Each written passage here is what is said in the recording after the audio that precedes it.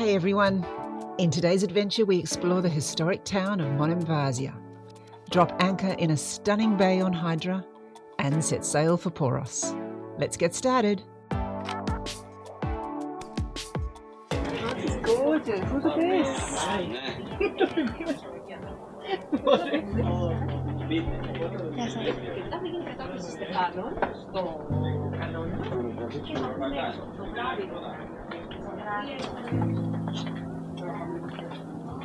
We haven't seen any quite like this, have we? We'll go up the steps later. Let's have a look around this.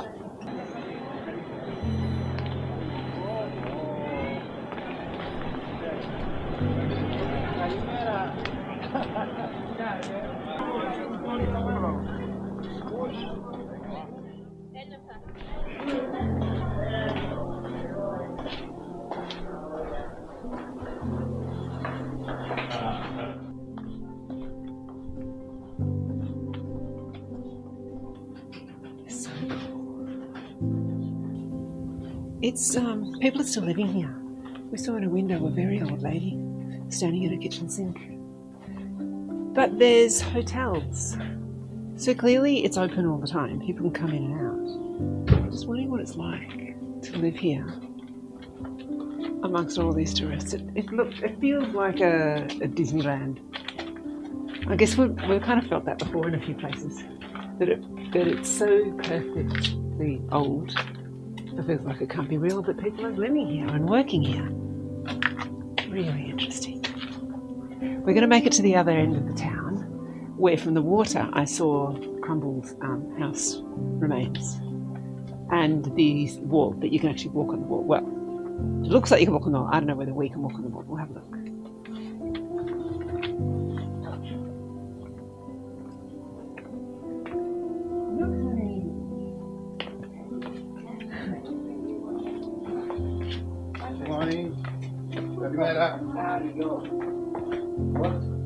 Good.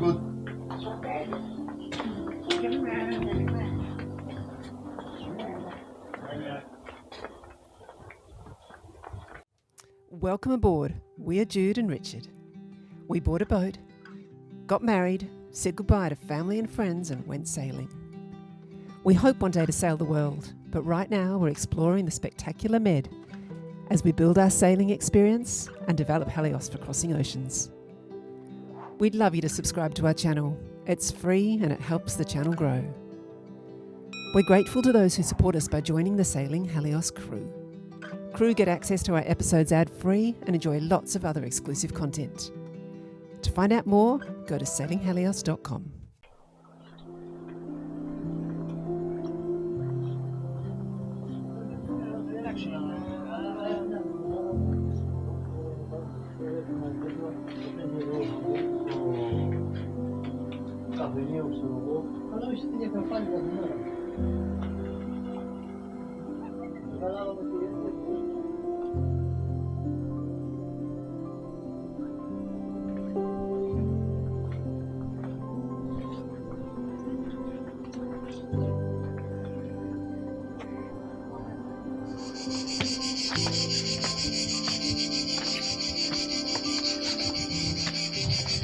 There are lots of hotels here,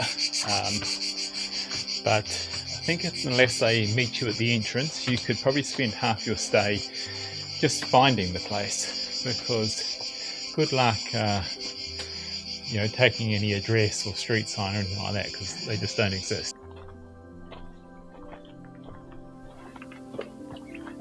You'd have to be dedicated to do this to get to church.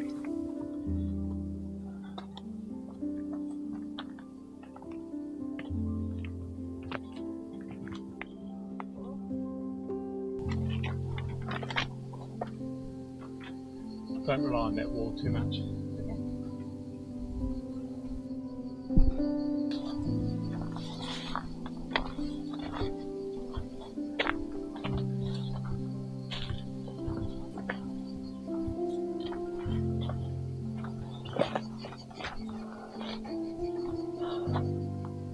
Wow.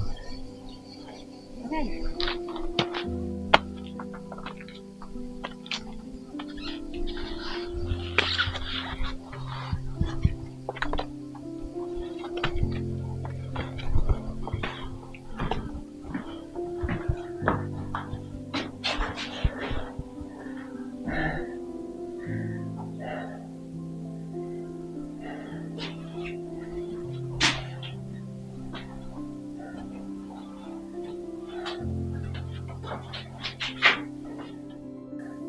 was a hell of a hike to get to this one, and that's usually all they have. Some pictures, opportunity for candles, and a spot for some quiet prayer. It's pretty beautiful, and the view. It's gorgeous. Beautiful. It was worth it to come here. Now the long trek down, and we'll find a cafe and a fredolcino and a pastry.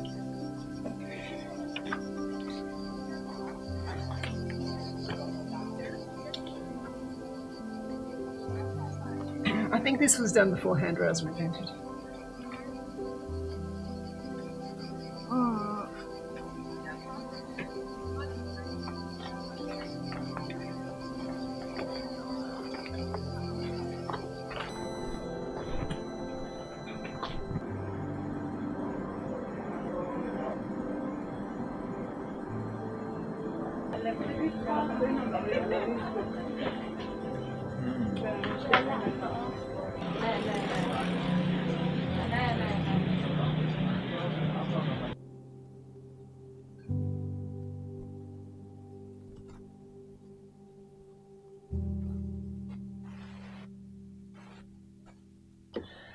To save water, we're not going to get water until we get to Athens, which will be exactly a month since we filled up. So 530 litre tank for a month is about 17 litres a day. So we're being really, really cautious. So I wash dishes outside in salt water and then just rinse them with fresh water. Only takes like half a litre or a litre to rinse in fresh.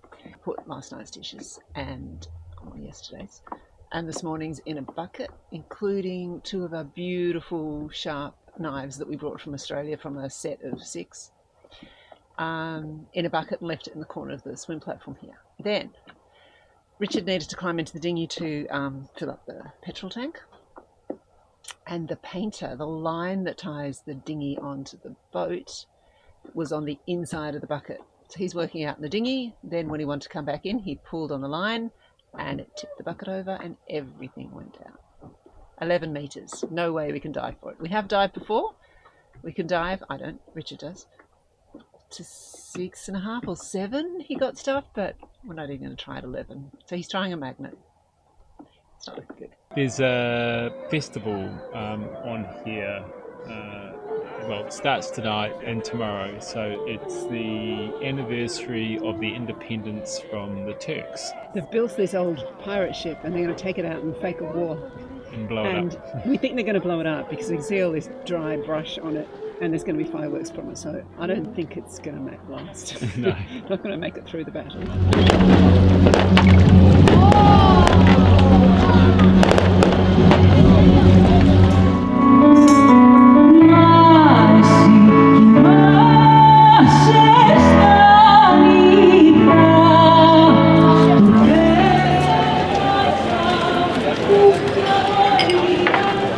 Lovely night.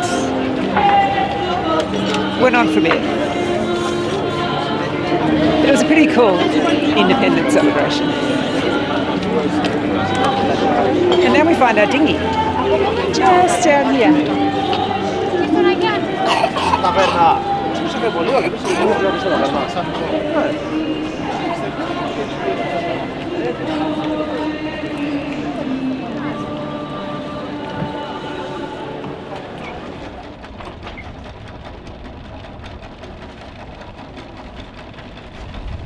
We're off. It's been a rolling night. We haven't had much wind, but I think offshore there's been a bit of wind, and that's just created a wave through here. So out of bed and we're off about 40 nautical miles, heading our way to Athens. So what's today? Wednesday. So we've got to be in Athens on Monday. We've got a marina berth, and we've got some work to do on the engine and the fridge. Stu's just telling me the anchor's off the bottom.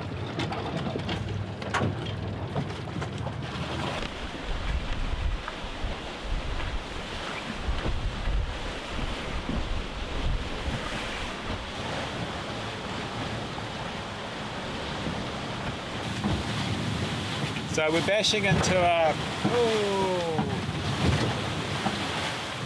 I don't know, probably 1.5 metre sea. We've got about 20 knots. Got one reef in the main and 3 in the headsail at the moment. We're trucking along all right, doing between 5 and 6, sometimes a little bit more, sometimes a bit less when we hit a big wave. Wind's backed off a long way. Unlike the forecast though, it's actually rotated around to the left to basically a northwesterly. But that's lifted us up, allowed us to the point where we want to go, but we're going very slow now, 2 or 3 knots. It's nearly 4:30 p.m. and we left at about 7 this morning. So we had a big trip. It was a bit yucky at times. Well, I was a bit yucky. And now we've come to Hydra, which looks beautiful. So we just need to find a place to anchor. There's some boats here that look like they're tied up stern too. We'll have a little scout around, see what we can find. So you can see the boats have the anchor down and then 2 lines off the stern. So what we do is I'm up here at the bow and I drop the anchor a couple of boat lengths away from the rocks, and then I can leave it and walk back aft because Richard can take over dropping it. Normally I leave my finger on the button and he would have to leave his finger on the button back there, but he'll manage that. And then when we get close to the rocks, I jump in with a big line. We have a couple of 40, I think they're 40 metre lines, a big floating line. And then I swim to shore and I tie it around a rock, loop it over something, see what I can find, and bring it back to Richard and then pick up the other line. So we need to tie off 2. So let's see how we go. Okay, so I reckon we're going to go to that spot right behind us. So we should just pull up and then reverse, and I'll get ready to drop the anchor. I'll have to leave you for a second.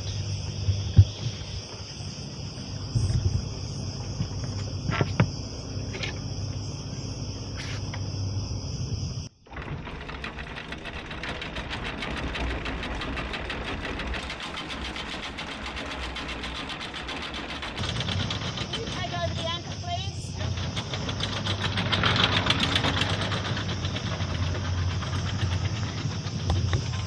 I've got to change my shoes to deck shoes, to reef shoes. Hang on for a second.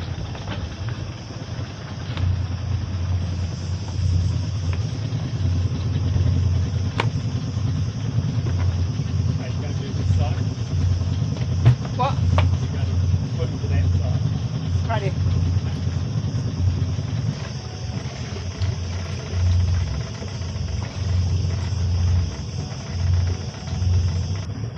You good?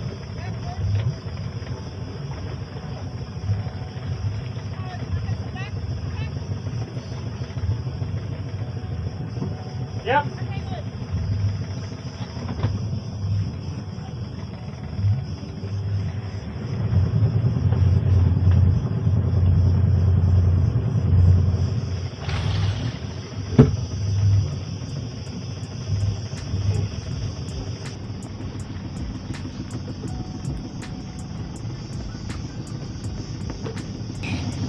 Instead of tying it out there, let's do a little bow line here. Just enough to get my hand through, and then make a loop.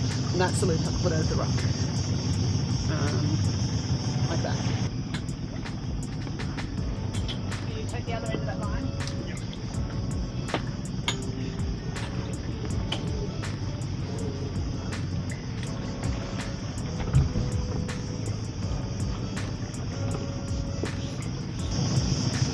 She is a bloody champ. Maybe even more left, honey.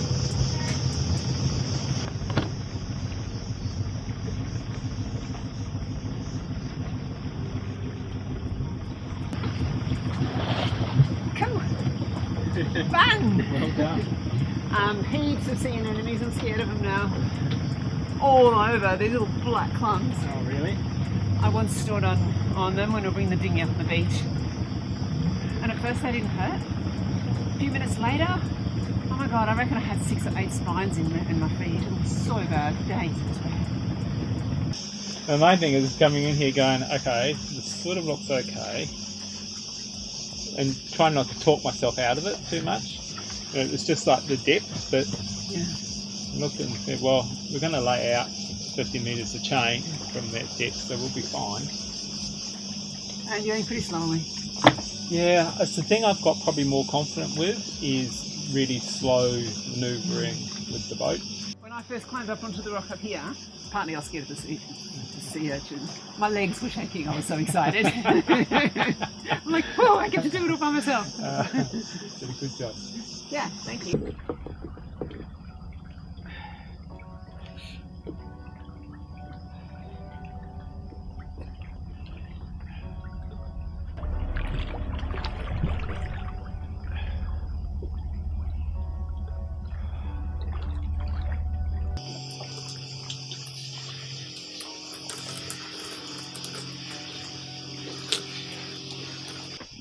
So after our little mishap losing us crockery overboard, we're now down to one breakfast bowl and one small plate. So that's all we can have for breakfast. We looked at, and this morning Richard found a fork out here underwater. Not ours, obviously, because we're down to 2 forks, so now we have 3. So this is what we're going to have to manage with until we go shopping in Athens. We'll see what we can find.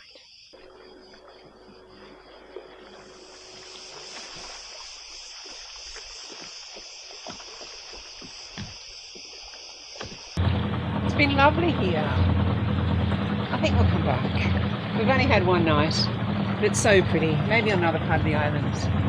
It seems like it's the place for big expensive boats though. I kind of feel like they're little poor cousins.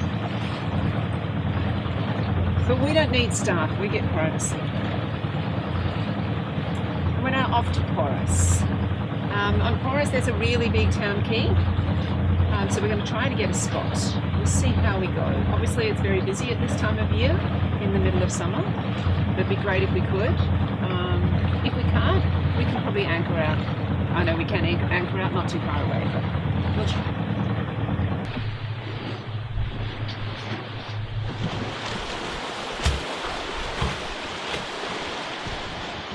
It's more boats than we've seen around, isn't it?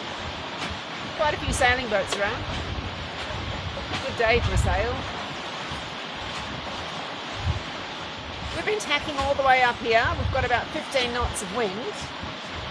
We need to go the other side of this land you can see here. So we can either go between the big island and the little island, or we can go all around the outside of the little island. We're watching to see. There's 2 boats in front of us. We're going to watch to see how they go. I reckon they're going through. If we knew what was on the other side, I reckon we could go through it. But we don't know how long that channel is. I suppose we do. We could look at the chart. But I'm thinking we go all the way around, honey. You go around? Haven't made up my mind. Really the wind angle, and we're going to be on a broad reach, so that gives us pretty good manoeuvrability to go port or starboard. I get a bit gusty going through the gap there as the wind comes over the island. But right at the moment, I'm staying high, so I've got both options open to me.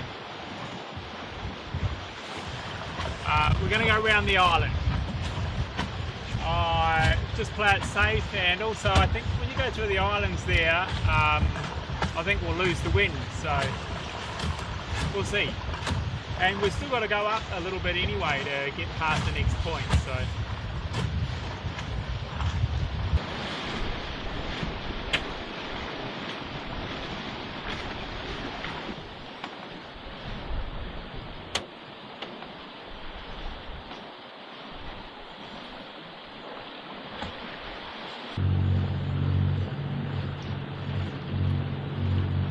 So we've pulled the main down as we approach Poros.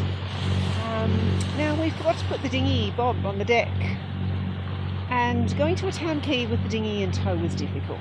So not only do we have to pop them up to the bow as we reverse, so it's kind of at a busy time, but that's okay. But it's difficult. We can't really leave him there because he'll be nudging up against somebody else at night because he tends to want to snuggle up.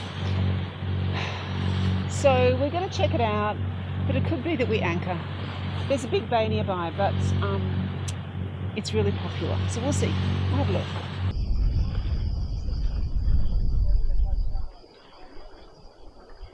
This is a really sweet quay.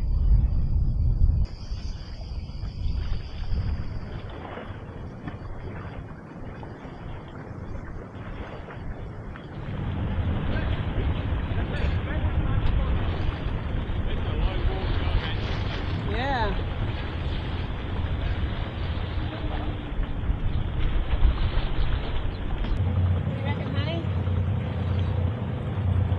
Yeah, I think we'll just keep heading around to Navy Bay here. It might be the most sheltered place with this wind. It's a really low wharf here. I feel quite unsafe being side on. Bit of wave and just bounce your fenders out of the way.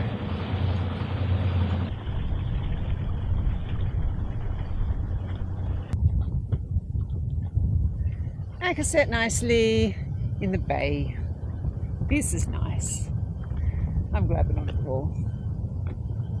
And I think we'll be here a couple of nights, so we can just sit, relax. We easily take the dinghy into the town though, hey, with such a big wall. So the spinny thing behind me is the anchor ball. I don't know what you call it. Anchor symbol. We call it an anchor ball, but it sounds like it's on your anchor. It signifies that you're at anchor. And according to the coral regs, you're supposed to have it every time you're at anchor. And we're good little Aussies and Kiwis. We do as we're told, and we always have it at anchor, but you don't see them very often around here at all. We just figure if you're going to have to write it on an insurance form where it says where you're displaying appropriate symbols, we don't want to say no. If you're supposed to do it, we do it. So it's the first thing that goes up. I'll be finished this side in 2 minutes and I'll get the bucket back for you.